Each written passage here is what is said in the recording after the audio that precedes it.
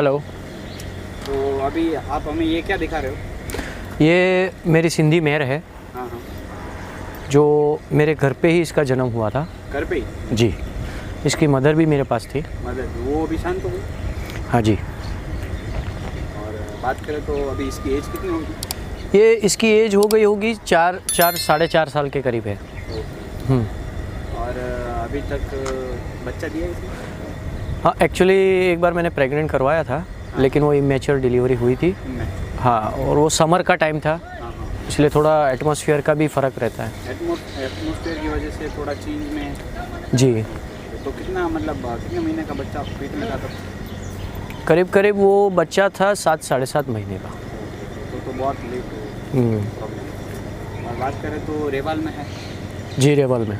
Sindhi breed है तो रेवाल तो होगी। तो पूछने वाली बात ही नहीं है। तो बात करें तो कितनी चलती होगी? ये चलती है 33 34 33 34 चलती है। अंडर 35? 30 to 35? कभी मेजर नहीं किया है, एक ही बार किया था जब उसको शुरुआत की थी। अभी तो शायद उससे ऊपर भी चलती होगी, लेकिन जब शुरुआत की थी, जब प्रॉपर वो ट्रेन हो गई, उसके बाद हम लोग ने बाहर निकाला था जब हमने ट्राई किया था, लेकिन उससे तो अभी उसका परफॉर्मेंस काफ़ी बेटर है। और मुझे एक बात जो खास लगी, वो इसके कान। जी। वो इसकी क्या खासियत है वो बताइए। मतलब कुछ अलग से दिखे, मुझे पता नहीं है कि क्या है एग्जैक्ट, पर कुछ सिंधी से, मतलब सिंधी हर सिंधी में नहीं हो तो वो दिखा। एक्चुअली सिंधी ब्रीड में जनरली क्या बोलते हैं कि जो बागा कान है, चौड़े कान है, ठीक है, और कॉन्वेक्स फेस है, तो बॉडी मार्किंग्स के हिसाब से वो सिंधी ब्रीड पे जाती है। लेकिन जो और इतने चौड़े कान बहुत रेयर हॉर्सेस में मिलते हैं सिंधी ब्रीड के अंदर में। सो प्योरेस्ट क्वालिटी आप जो बोलने जाओ सिंधी ब्रीड की, तो वो ये है। मतलब कानों में अलग? जी, कानों में पूरी तरह अलग है। इतने लंबे कान किसी सिंधी हॉर्स के बहुत ही कम देखने को मिलेंगे, इतने खुले कान। और बात करें तो मतलब इसका नाम वगैरह क्या है? इसका नाम राशि है। राशि। और इसका जो फादर था शायद, वो फादर बेसिकली वो क्या था कि वो भी कैसा था कि वो आया था सिंध प्रदेश से ही। हाँ, सिंध से। जो अपने इंडिया में पड़ता है वो वाला सिंध? नहीं, एक्चुअली पहले तो कैसा था कि वो सिंध एरिया जो था वो पूरा एक भारत था। बाद में डिवाइड हुआ।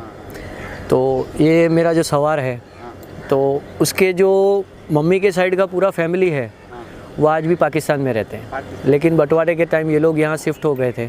आज भी उनके मामा वगैरह वहाँ रहते हैं। तो मतलब वहाँ का था उसका। और जैसे कि राइडिंग यूजुअली राशि पे कौन करता है? ये भैया करते हैं? हाँ, यही करते हैं। तो राइडिंग में भी रेवाल में है, इसलिए बहुत खूबसूरत चलती है, मैंने देख लिया। वो तो मैं शॉर्ट्स डाल दूँगा बीच में। जी। और बात करें तो सिंधी में खाने में क्या कुछ फ़र्क आ जाता है जिससे उनका जो ये मतलब मारवाड़ी काठियावाड़ी से कंपैरिजन में खाने में ये डाइट सेम लेते हैं या फिर कम ज़्यादा लेते हैं? देखिए, ब्रीड वाइज डाइट डिसाइड नहीं होता है घोड़ों के अंदर में।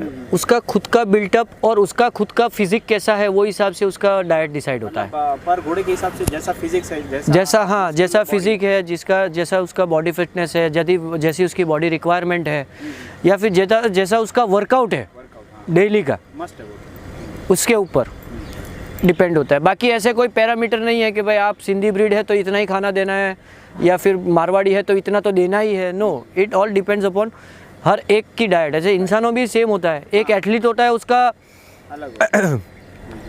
अलग डाइट होता है, हमारा अलग। हाँ, हमारा अलग होता है। ऐसे थोड़ी है कि एथलीट जो है वो जाति अलग है। नहीं, इंसानों में है इंसान। जैसे कि अलग कंट्री वाले लोग हैं, वो भी खाना तो हमारे जैसा ही खाते हैं, वो आपकी बात से। ये तो क्या बेसिकली लोगों नए लोग उनका डाउट्स आता है कि नहीं भाई ये कुछ अलग खाता है, इनको चारा अलग दिया जाता है, इसलिए पूछना। नहीं, ऐसा कुछ नहीं। तो आप डाइट में जनरली सभी घोड़ों को क्या देते हैं? देखिए, कितना टाइम और कितना क्वांटिटी? देखिए, हर एक जैसे चारे के अंदर है तो हरा घास है मेरे पास। सूखे के अंदर में मूंगफली का चारा है या ज्वार का बाटा है, वो हम देते हैं। और दाने की बात करें तो मेरा खुद का बनाया हुआ कंपोजिशन है जिसके अंदर 10 से 11 चीज़ें मिक्स होती है। जैसे कि फॉर एन एग्जांपल जिसमें चना आ जाता है, सोयाबीन आ जाता है, मक्का आ जाता है, गेहूँ आ जाता है, और साथ में उसके सब के अलग अलग रेशियो है। जैसे हम घोड़े की भी बात करें तो अभी रेस्टिंग पे है, तो वो लोग को चाहिए सिर्फ मेंटेनेंस फीड, परफॉर्म करना नहीं है। तो उसका एक अलग कंपोजिशन बनता है। सोयाबीन, चना, मकाई, गेहूँ जो भी है उसका एक अलग रेशियो सेट होता है अकॉर्डिंग टू द रिक्वायरमेंट। जैसे इसकी प्रोटीन रिक्वायरमेंट क्या है, उसको एनर्जी फ़िलहाल कितनी चाहिए है। तो परफॉर्मेंस के लिए हम प्रोटीन और वो जो है उसकी फ़िटनेस और उसके कंस्ट्रक्शन के लिए चाहिए, लेकिन जब उसको वर्कआउट कितना करना है तो उतनी एनर्जी भी तो चाहिए। तो एनर्जी भी वेरीज करती है। वो तो सबका वेरिएशन। सो उसमें कैसा आता है कि बच्चा जब बड़ा हो रहा है तो उसको ग्रोइंग एनर्जी की ज़रूरत होती है, तो वो एक डिफरेंट वे में दी जाती है। जब उसका ग्रोथ अटक जाता है तो उसको बॉडी बिल्डअप, बॉडी मेंटेनेंस और परफॉर्मेंस के लिए चाहिए, तो वो एनर्जी के पैरामीटर्स अलग होते हैं। तो वो हिसाब से हम पूरा मिक्सिंग करते हैं उसके अंदर में, और उसके अंदर साथ में मिनरल पाउडर वगैरह जो भी रिक्वायर्ड है, नमक वगैरह, तो वो हम मिक्स करते हैं। मिक्स करके एक कंपाउंड फीड बनाते हैं। वही आप अपना फीड खुद तैयार। जी जी जी। और मतलब ऐसा कुछ प्लानिंग वगैरह है जो दूसरे के लिए अवेलेबल हो सके? जी, फ़िलहाल भी ऐसा है कि मैं अपना इंग्रेडिएंट्स दूसरे जिसके के पास मशीन है, मिक्सर मशीन, ग्राइंडर मशीन वगैरह, तो वहाँ अपना मटेरियल मैं भिजवाता हूँ, वहाँ से जॉब वर्क करके फिर जिसको चाहिए उसको मैं सप्लाई कर देता हूँ। लेकिन विद इन शॉर्ट टाइम, शायद 1-1.5-2 महीने के अंदर अंदर में मैं खुद का फीड प्लांट सेटअप कर रहा हूँ, जिसके अंदर मैं घोड़ों का, गाय, भैंस, बकरे, पोल्ट्री, सब एनिमल का फीड मैं बनाने वाला हूँ। वो चाहिए तो मैश फॉर्म में हो या पैलेट फॉर्म में, जो फॉर्म में आपको चाहिए। एंड किसी की स्पेसिफिक रिक्वायरमेंट के सर हमको ये चीज़ के लिए ये चाहिए, जिसको वेट गेन करना है उसको बेसिकली वेट गेन के लिए चाहिए, तो वो फार्मूला भी मेरे पास अवेलेबल है। मेरे पास, हाँ, मतलब जैसा घोड़ा तैयार करना है या फिर कोई भी दूसरा जानवर करना है, हाँ, जैसे कोई फार्म वाला है उसकी कोई कस्टमाइज रिक्वायरमेंट है तो वो हिसाब से भी हम बना के दे सकते हैं। और वो बाद में सबके लिए अवेलेबल होगा? जी जी, सबके लिए अवेलेबल होगा। अराउंड 2 महीने बाद हाँ प्लांट सेटअप हो जाएगा? जी जी।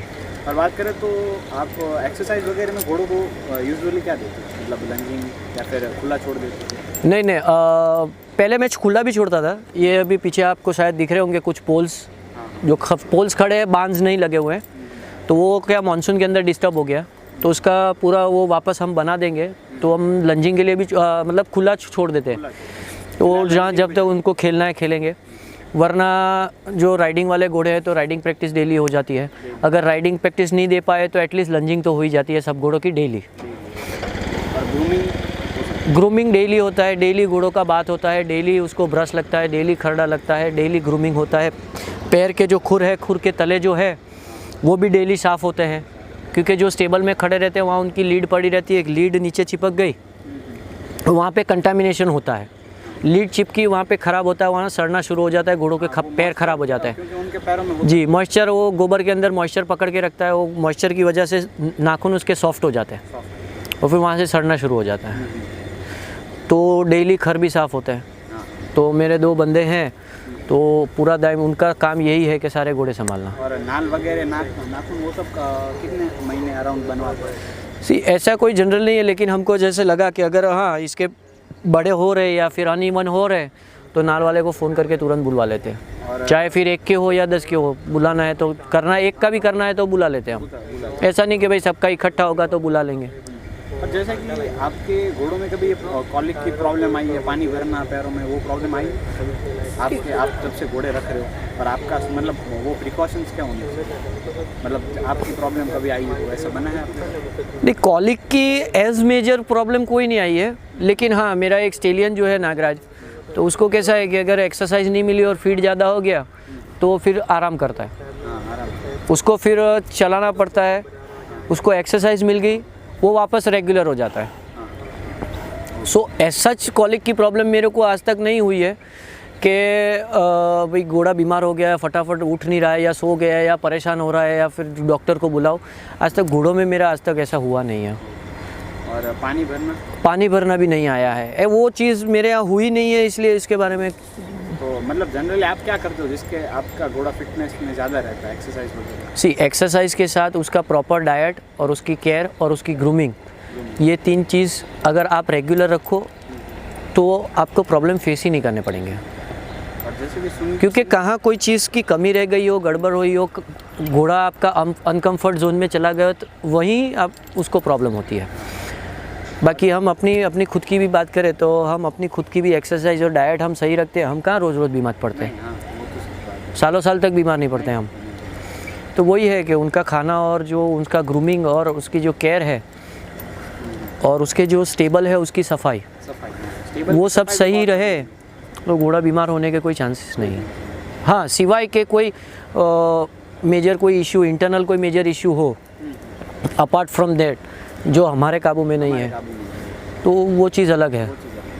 और जैसे की बात करें तो सिंधी घोड़ा मतलब बेसिकली लोग बोलते हैं कि नहीं ये ब्रीड यहाँ से डेवलप हुई है, यहाँ से हुई है, तो आपके मानने तो वो कहाँ से मतलब ब्रीड निकली? आपने भी सुना ही है, आपने भी नहीं देखा, मैंने भी नहीं देखा, किसी ने जो मतलब नए बंदे वो सिंधी ब्रीड कहाँ से निकली है, वो उसकी ब्रीड के नाम में ही है ना, सिंध प्रदेश। और मतलब जैसे कौन से एनिमल से, जैसे लोग भी कई लोग ये भी रूमर्स है या फिर सच है वो तो हमें भी पता नहीं है, पर लोग बोलते हैं कि नहीं भाई ये डोंकी में से, गधे में से ब्रीड डेवलप हुई है, ऐसा सच है? डोंकी गधे के साथ ब्रीड करा के जो घोड़े इस्तेमाल होते हैं वो मिलिट्री के अंदर जिसको खच्चर बोलते हैं, खच्चर, हाँ, और वो गर्ल्ड केयर दिए जाते हैं, और खच्चर कभी ब्रीड नहीं कर सकते।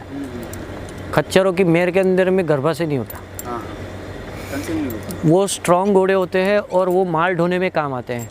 और मिलिट्री का खुद का ब्रीडिंग फार्म है, वो लोग खच्चर ब्रीड करवाते हैं गधे और घोड़ों के साथ, हाँ, बस। तो वो ब्रीड अलग हो गई। ये सिंध प्रदेश की ब्रीड है, ये प्योर घोड़े की नस्ल है। हाँ, जैसे बाकी आप देखने जाओ तो जिप्सी भी एक हॉर्स ब्रीड है, हाँ, थोरो एक हॉर्स ब्रीड है, अरेबिक है वो एक हॉर्स ब्रीड है, वैसी ये भी एक इंडिविजुअल आइडेंटिटी है। बाकी आप हिस्ट्री में चले जाओ यार, ये तो इसमें से, सो आई डोंट, मेरा पर्सनल मानना है कि ये सही नहीं है। हाँ, मतलब मिथ बना हुआ है। तो मतलब घोड़े में लोग नया बंदा जो होता है वो कई लोग को शो के लिए पसंद होते हैं, कहीं को राइडिंग पर्पस के लिए पसंद होते हैं, कहीं को सिंधी में हो तो रेवाल रेस के लिए पसंद होते हैं। तो मेजर लोग क्या मतलब नए बंदों में आपके माने तो वो लोग क्या गलती करते हैं घोड़े सिलेक्ट करने में, या फिर ये मार्केट में नए आते हैं तो? सी घोड़े सिलेक्ट करने में गलती की बात तो ऐसी है कि वो बंदा नया है तो उसको तो हम बोल ही नहीं सकते कि भाई तेरी ये गलती है, क्योंकि ही इज़ न्यू। ऑब्वियसली उसको गाइड करने वाला बंदा साथ में सही हो, तो वो गलती से बच सकता है। बाकी डिपेंड करता है सब कुछ कि उसको राइडिंग प्लेजर के लिए चाहिए है, उसको स्पोर्ट्स के लिए चाहिए है, उसको उसमें करियर बिल्डअप करना है, या फिर उसको सिर्फ शौक़ है, प्यार है, मेरे को सिर्फ लुक अच्छा चाहिए, राइडिंग करनी नहीं करनी। सो हर एक के शौक़ के पैरामीटर्स अलग होते हैं, किसी को राइडिंग का शौक़ है तो किसी को ब्यूटी का शौक़ है, तो वो उसको उनको वो हिसाब से फिर ब्रीड सिलेक्ट कर देनी चाहिए। थैंक यू करण भाई, वेलकम, इन्फॉर्मेशन देने के लिए। Thank you.